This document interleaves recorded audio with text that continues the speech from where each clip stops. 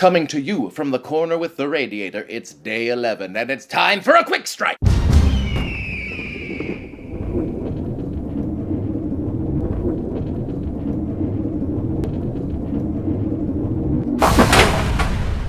Hello and welcome to the Dohyo here on Mr. JWags channel. This is a quick strike, a small, tappa-sized, amuse-bouche of an episode that we release mid-Basho to keep us hungry for more Sumo. But beware, for spoilers abound. If you have not watched through day 11 of the September 2024 tournament, stop! Watch through day 11 and return to us.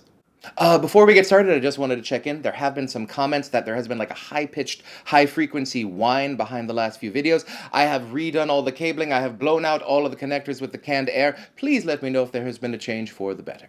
Okay, so for what seems like the second tournament in a row, our leader has a bit of a cushion heading into the final weekend. Of course, as we knew in July, Terunofuji stumbled a little bit down the stretch, but Sekiwake Onosato is looking very strong at 11-0. Undefeated, can't do better than that. I mean, this is even better than I was expecting him to do. I was expecting him to win like a 12-3, and that seems, at this point, would seem like a disappointment.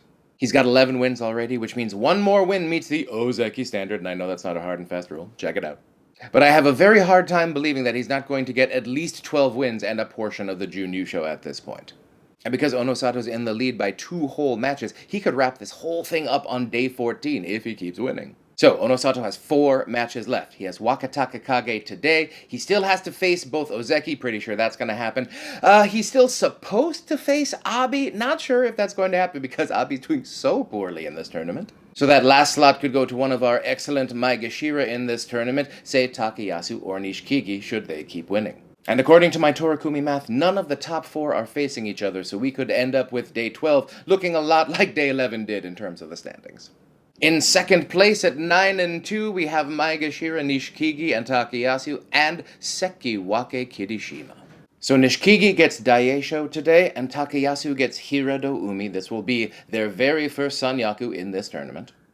And while I've said many times on this channel, I would love Takayasu to be able to sneak in there and get a Yusho, this does not seem to be his tournament. And remember, these two have faced each other in this tournament, and Nishikigi won, so there won't be a dramatic face-off down the stretch for the Maegashira.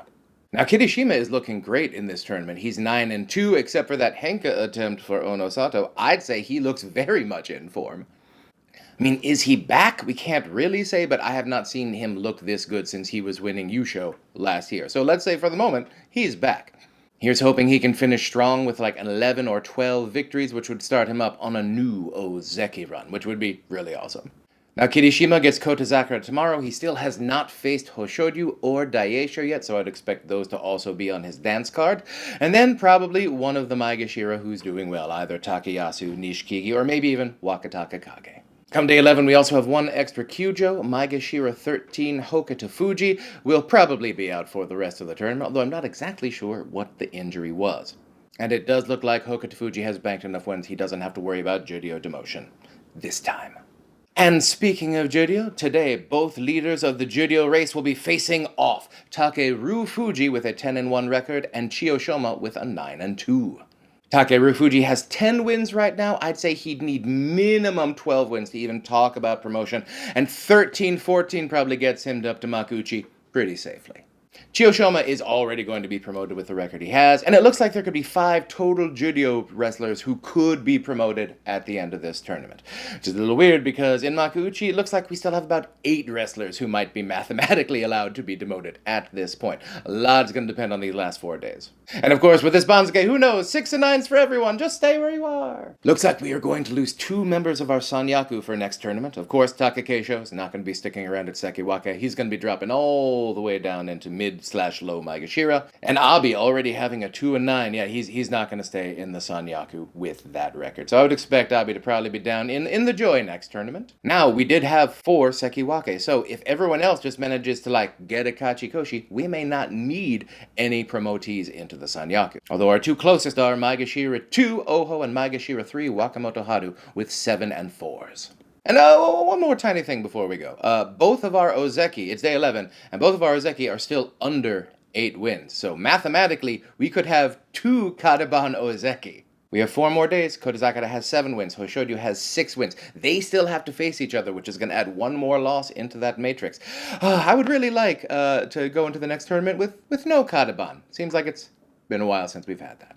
Alright, so let's see where this one is going to go down the stretch. Please, if you have not, like and subscribe. That just tells YouTube that you are interested in the dohyo, and it'll show it to you whenever there is more. Don't forget to stay tuned, because a few days after the tournament, we're going to have our September recap, and then all of our year-end and November coverage still to come, which you're not going to want to miss. So everyone, stay safe, stay strong, stay healthy, and I will see you next time on the dohyo.